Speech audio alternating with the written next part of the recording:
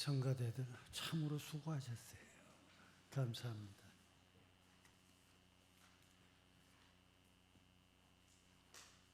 오늘 부활절이죠.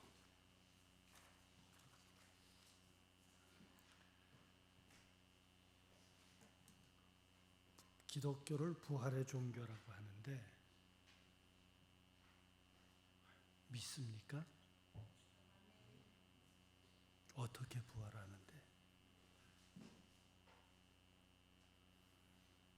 인간은 분명한 건 다 죽습니다. 그런데 다시 산다는 게 뭘까? 지금 아멘으로 고백하신 분들 둘 중에 하나예요. 멍청하든지 믿음의 경지가 깊든지. 왜냐고요?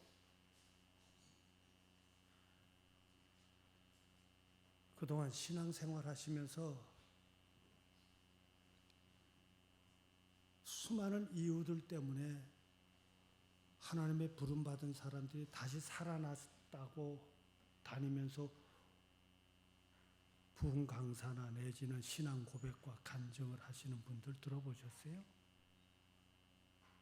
그러면 부활이라고 하는 게 뭘까? 다시 산다는 것이 뭘까? 생각 다시 하셔야 돼요.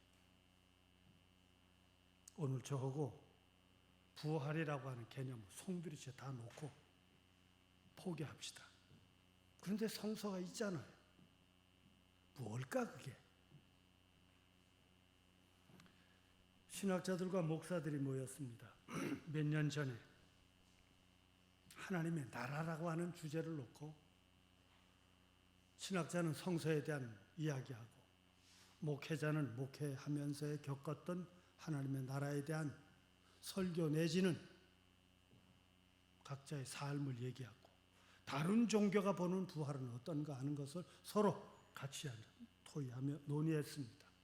그곳에서 이름을 대며 나가실 만한 대학에서 교목을 하시고 사회운동가이기도 하고 또 우리에게 존경받는 지금도 생존해 계신 한 목사님의 이야기가 뭔지 아세요? 하나님의 나라가 있음을 믿으십니까?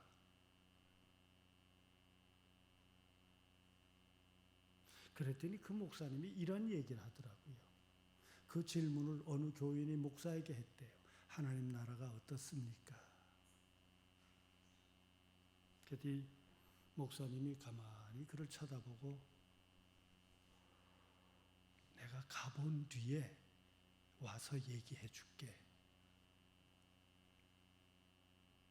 썰렁 개그 같아요? 내가 가본 뒤에 와서 얘기해 줄게. 그런 목사의 응답이 있었다는 이야기를 함께 그는 하나님의 나라에 대한 다른 얘기를 더 하지 않았습니다.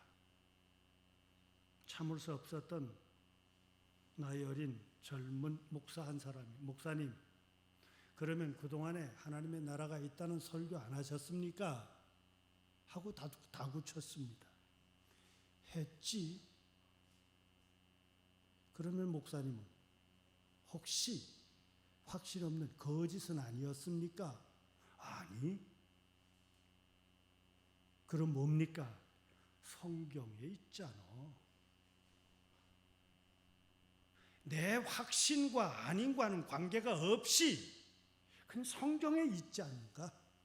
그러니 하나님의 나라가 있다고 설교하는 것이 맞지.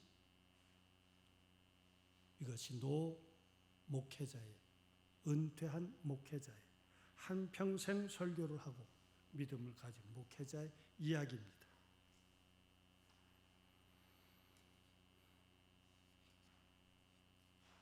마태복음 22장에 보면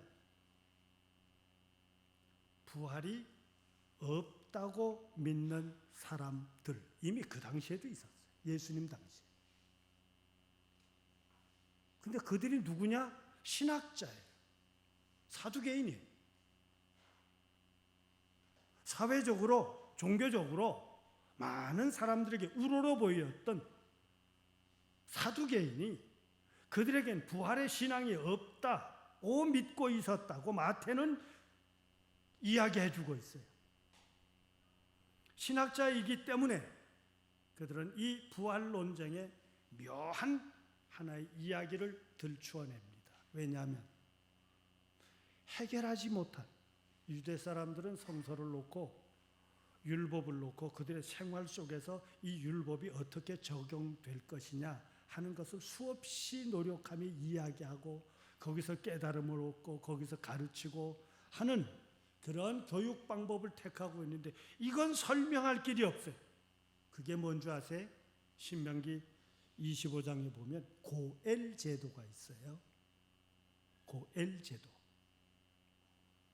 우리가 너무나도 성경의 고엘 제도가 뭔가니, 형님이 자식이 없이 죽으면 동생이 형수와 더불어 가정을 이루어서 자녀를 낳게 하고 그 낳은 자식은 형의 자식으로 하고 자기는 비로소 자기가 다른 사랑하는 여인과 결혼하며 살 수 있는 형제 의무가 바로 고엘 제도입니다.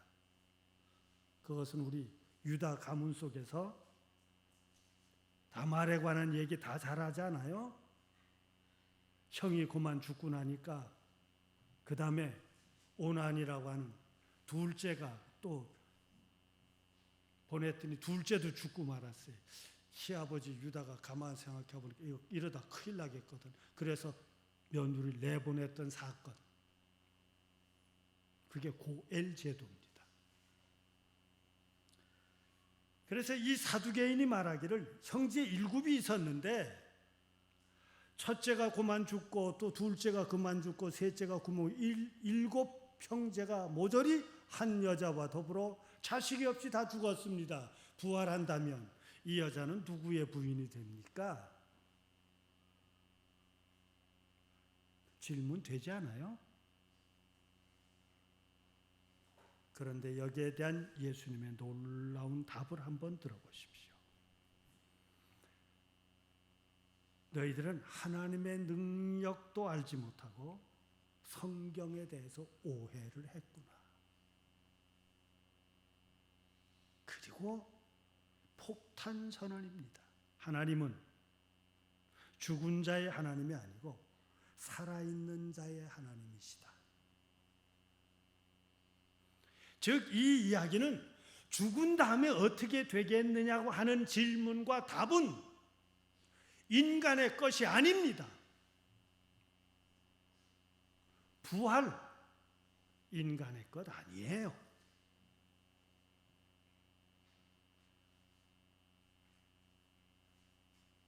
그럼 살아있는 자의 하나님이란 뜻은 뭘까?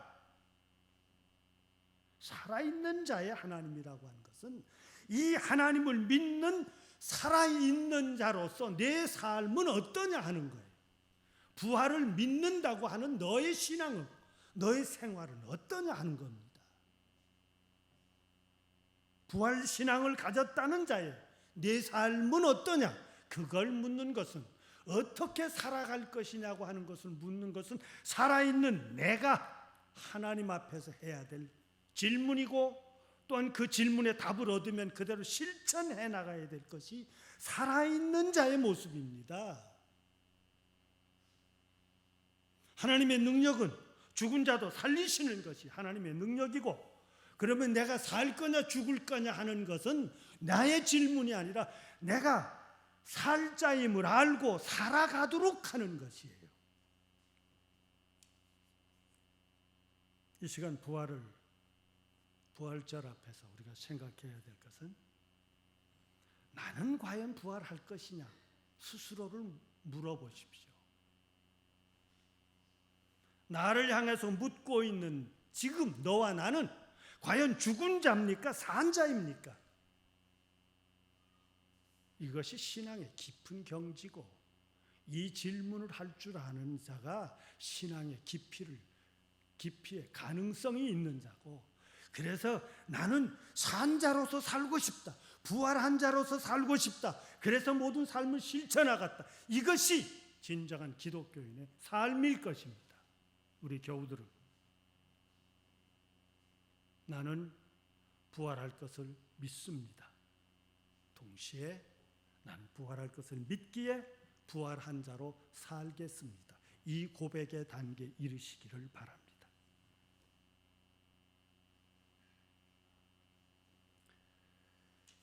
그러다 보니까 저도 익숙하지 않은 부활절 결혼에 관한 이야기가 있길래 아예 책을 좀 쭉 뜯어가지고 왔습니다. 부활절 계란의 의미는 우린 나름대로 다 아시겠죠? 깨지면 전혀 모양이 다른 닭이, 병아리가 나와서 닭이 되죠. 아마 부활의 모습은 그런 걸 거예요. 변화된 모습. 그런데 부활절 저는 양계장에서도 일해봤습니다. 양계장 부화장이라고 그래야지 도리어. 계란을 병아리로 깨는 거. 어렸을 때라 그때는 석유로 불을 떼가지고 온도를 맞추고 하루에 2번씩 그 계란을 쫙 놓고 온도를 맞추는데 오전에 계란이 이렇게 굴리고 오후 늦게 다시 굴리고 해서 적어도 날짜가 20일쯤 19일쯤 되면 계란을 이렇게 이런 소리가 들려요. 계란 속에서 병아리들이 그 두들기고 나오는 소리가 마치 비가 내리는 소리 같은 것이 막 들립니다. 그러다가요 딱 소리가 나요. 그래서 그 계란 속에서 제일 먼저 나오는 거 전 글쎄 왜 그랬는지 몰라. 그건 따로 표시해 놨다가 키워봤는데 틀림없이 순놈이더라고. 참 희한한 일이에요. 그런데 그 가운데서도 뚫어서 입은 삐약삐약거리고 나오는데 깨어나지 못하는 것들이 종종 있어요. 그러면 뜯어줍니다. 그래서 그것도 표시를 했어요. 몇 마리를. 그런데 이미 태어날 때부터도 병아리도 기형아가 있어요. 참 묘한 것은 꼭 좀 표현이 어떨런지 모르지만 한쪽 날개 밑에 고개가 싹 들어가 있어서 떼어놓으면 고개가 이렇게 날개 밑에 들어가 있는 놈은 온전한데 어딘가 기형인 병아리는 그 날개 위로 머리가 위에 와 있어요. 어쨌건 전 그런 모습도 봤습니다. 이야기는 다시 돌아가 봅시다. 부활절 계란이라고 오늘 우리도 단에도 하셨고 이따 예배 마치고 나가실 때 또 준비하셔서 오늘 아침에 이렇게 싸가지고 와서 뭐 종이 감는 거 보니까 마음이 흐뭇하더라고요.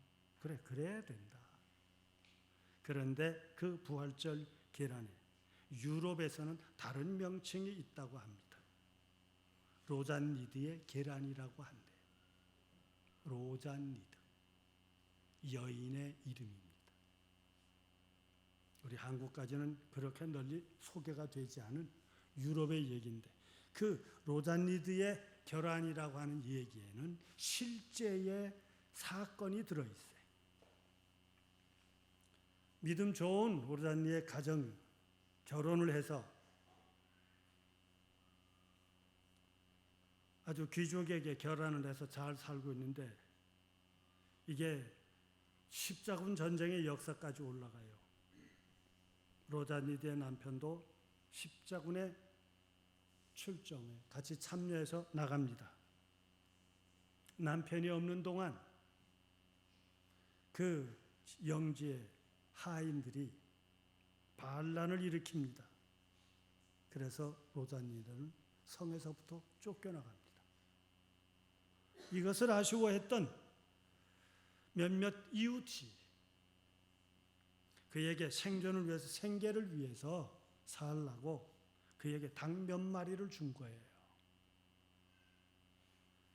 그는 닭에서 결혼을 받아가지고 그것으로 늘 이웃에게 교회에 나가서 이웃에게 나누어 주기도 하고 하는데 그때 그 결혼에게다가 색칠을 했대요. 색칠을 하고는 거기다 글을 썼는데 내용은 하나님의 보호의 손길이라고 글을 써서 주일이면 교회 가고 나누어 주고 그랬어요. 어느 해 부활절에도 계속 교인들과 함께 이웃에게 나눠주기 위해서 계란을 싸는 것 가운데 이 로자니도 역시 집에서 준비했던 색칠한 계란, 하나님의 보호의 손길이라고 쓴 그 계란을 바구니에 들고 가다가 한 소년을 만납니다. 근데 이 소년이 만나는 게 너무 행색이 초라하니까 그 소녀에게 로자니드가 말을 겁니다. 너 왜 어디 아프니? 계란줄이야? 그랬더니 그 소녀가 얘기하기를 사실은 내 가정이 어려울 뿐만 아니라 내 부모님이 심히 약한 가운데 있습니다. 그래서 그게 걱정입니다. 그래?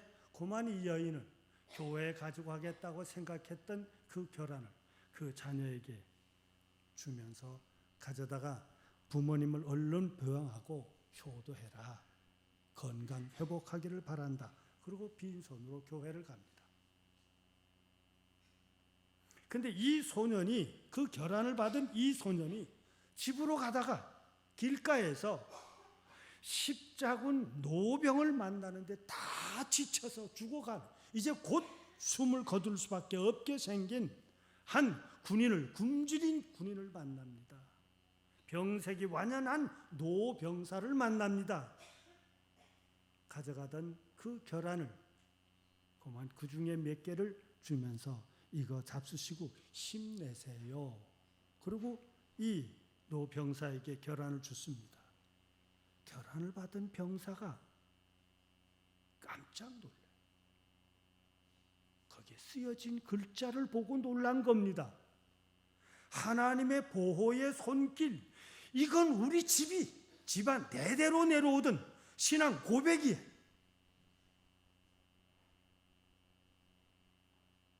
이건 자기가 성주로서 살아오며 대대로 내려올 때마다 우리 집안이 가지고 있던 대화와 모든 결정과 삶에 아주 결정적인 좌우멍이 되던 단어인데 그게 계란에 써 있어요.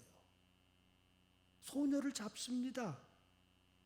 이 계란이 어디서 받았니? 이 계란 길거리 어디서 받았고 지금 어디 가면 만나실 수 있을 거요. 병사는 그 계란 하나를 받은 뒤 힘과 용기를 얻고 그곳에 찾아가 사랑하는 아내를 만나서 잘 살아야 된다. 이게 유럽에 있는 부활절 계란에 엮어진 이야기라서 로자니드의 계란이라고 한답니다. 오늘 계란 가져가시면서 다 지친 내 가족들 살려내는 기적들이 있으시기를 바랍니다. 예수님은 죽으셨습니다. 이거는 역사가들도 얘기하는 거예요. 분명히 예수님은 죽으셨어요. 종교에 의해서, 정치에 의해서, 사회 여론에 의해서 하나가 죽으면 우리 모두가 다 저것 하나 눈에 안 보이고 저것 하나 제거하면 오늘 우리가 다 편안하지 않겠느냐. 그 논리 때문에 예수님은 분명히 죽었습니다. 그런데 예수님은 부활하셨습니다. 이 대목이 문제예요. 여기서 죽음은 죽음이 아닙니다. 제가 늘 말씀드렸던 것처럼 한 사람이 나에게 주어져 있는 이 세상에 태어났다고 하는 이 생명, 그리고 이 시간까지 살아왔고 나에게 세상에서 주어진 관계가 다양합니다. 부모님으로부터, 형제로부터, 직장의 상사로부터, 때로는 좋은 사람, 싫은 사람, 기억하기 거북한 사람, 기억하기 아쉬운 사람들, 수많은 관계 속에서 주어졌던 그 자리에서 때로는 내가 오해와 때로는 내가 죽일 놈이 되었다 할지라도 그곳에서 나는 진실함을 지켜나가면서 죽은 거예요. 죽는다 하더라도 진실을 지킨 거예요.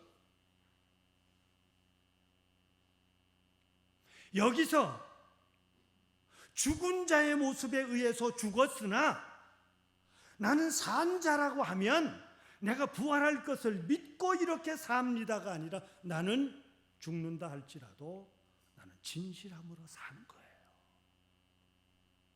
믿어주지 않아도 진실함으로 사는 겁니다. 남들이 나를 오해했다 할지라도 진실하게 사는 겁니다. 나를 죽일 놈이라고 해서 그들의 손을 들고 나를 죽인다 할지라도 나는 하나님의 말씀대로 사는 거예요. 그리고 죽는 겁니다. 살기 위해서 요령을 피우거나, 살기 위해서 재주 피우거나, 살기 위해서 변명하거나, 살기 위해서 거래하거나, 살기 위해서 네 편 들래 내 편 들래, 이 따위의 삶이 중요한 것이 아니라 나는 나대로 사는 거예요. 하늘을 향해서.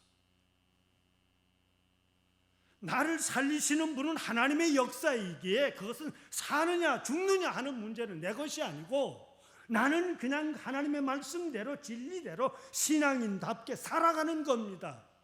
주님은 말합니다. 너는 영생하리라고. 믿습니까? 현대 오늘 우리 하나님의 능력에 관한 거예요. 능력에 대한 우리의 믿음이에요. 성서에서 창세기 1장을 보면 하나님이 말씀하시니 그대로 되더라. 이게 직역이라고 제가 거듭 강조했어요. 1장 1절에서 하나님이 말씀하시니 그대로 되더라. 그래서 지금도 교육에서 이 세상의 모든 삶의 모든 존재하고 있는 것들의 창조론에 의한 것이냐, 다윈의 진화론에 의한 것이냐, 어느 걸 믿습니까? 창조론을 믿는다 해야 믿음이 강하고, 진화론을 믿는다 그러면 믿음 없는 자입니까? 저는 이쪽도 저쪽도 아니고 둘 다 믿어요. 이게 바로 창조론에 관한 것은 믿음의 영역입니다. 진화론에 관한 것은 사람의 영역입니다. 그 이상을 넘어갈 길이 없습니다. 그러기에 창조론을 믿습니다라고 하는 고백을 할 수밖에 없어요. 부활의 그날 마태복음 28장에서 보면 막달라 마리아 그리고 다른 마리아들과 함께 또 야고보의 어머니와 함께 같이 무덤을 찾아갔더니 그 자리에 흰 옷을 입은 청년이 있었고, 그 청년이 말하기를 야, 죽은 자를 왜 여기서 찾냐? 넌 가서 제자들에게 갈릴리에서 만나자고 그렇게 얘기해라. 이 여인도 두려워서 그들은 찾아가지 못했다고 합니다. 살아있는 자가 한 말이에요. 그런데 그가 그때 한 말이 뭡니까? 나는 주님을 보았다라고 말합니다. 누구도 믿어주지 않는데 그는 주님을 보았다고 얘기합니다. 이것이 바로 부활신앙과 부활신앙을 믿지 못하는 자의 이야기입니다. 어떻습니까? 부활신앙에 관해서 베드로는 예수님을 모른다고 얘기합니다. 엠마오의 두 제자는 예수님의 죽음을 보고 떠나갑니다.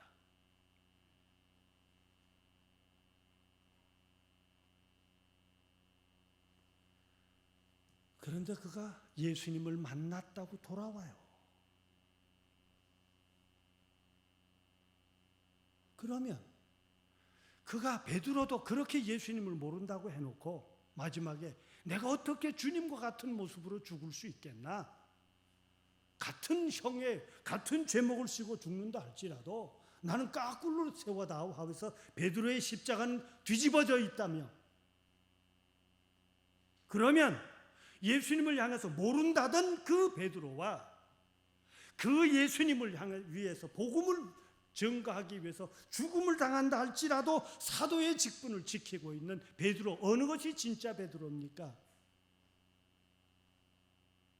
엠마오를 향해 가던 제자와 그 가던 길을 돌이켜 와서 다시금 예루살렘에 머물러 있는 다른 제자들에게 우리가 기도하는 순간, 식사를 놓고 기도하는 순간 예수님을 보았습니다 라고 말하던 그들이 누굴까?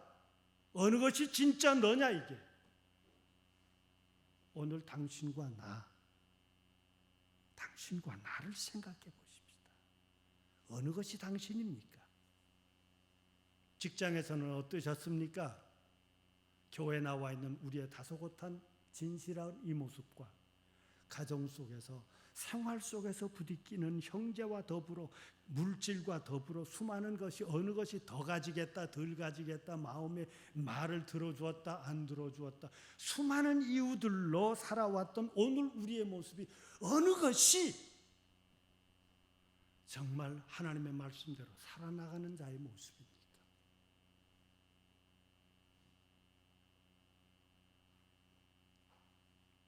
오늘 이 시간 그래서 바울 사도는 우리에게 말합니다. 부활이 있습니다. 그러니 하고 고린도전서 15장 58절은 그의 부활장에 대한 결론 부분입니다. 이 결론 부분이 오늘 우리에게는 이렇게 말합니다. 형제들아 경고하십시오. 형제 여러분 흔들리지 마십시오. 형제 여러분 참되고 진실한 일에 더욱 힘쓰십시오. 여러분의 믿음을 가진 수고들이 헛되지 않을 것입니다. 기도합시다.